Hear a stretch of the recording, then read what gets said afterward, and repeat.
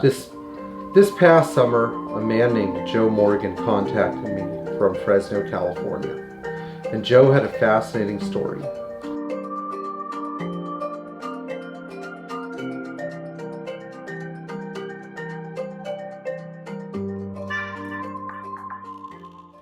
You see, somebody willed a Mercedes to him. The best Mercedes are often never sold. They're gifted to loved ones after we are gone.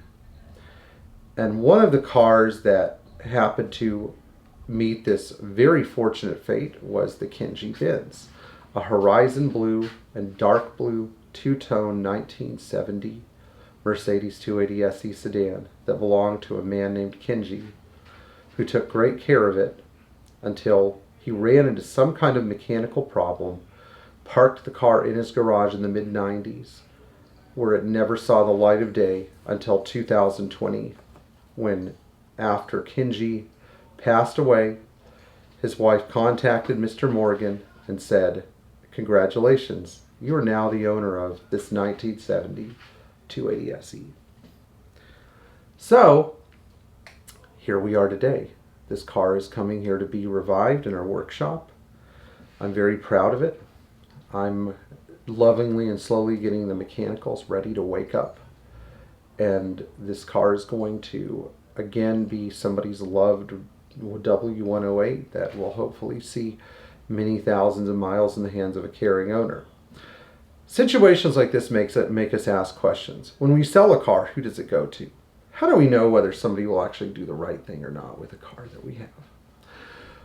Why is it that some cars just get discarded, whereas other cars are found to be extremely special and loved? And why is it that so many cars just get passed around from owner to owner until they finally find a long-term owner?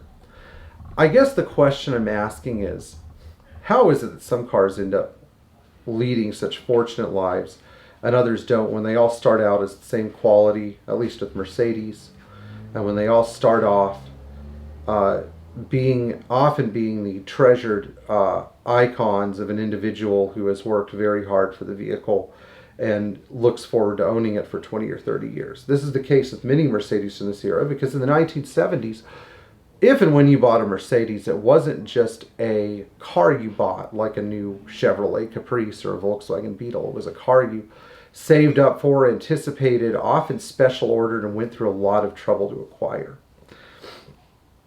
And this seems to be very much the case with this car. So, as we revive this car over the next few weeks, we're going to bring you some regular updates about this fascinating story that can hopefully lead to more of you discovering your own Mercedes that are laying in people's garages awaiting the next person who's going to love them like their previous owner did.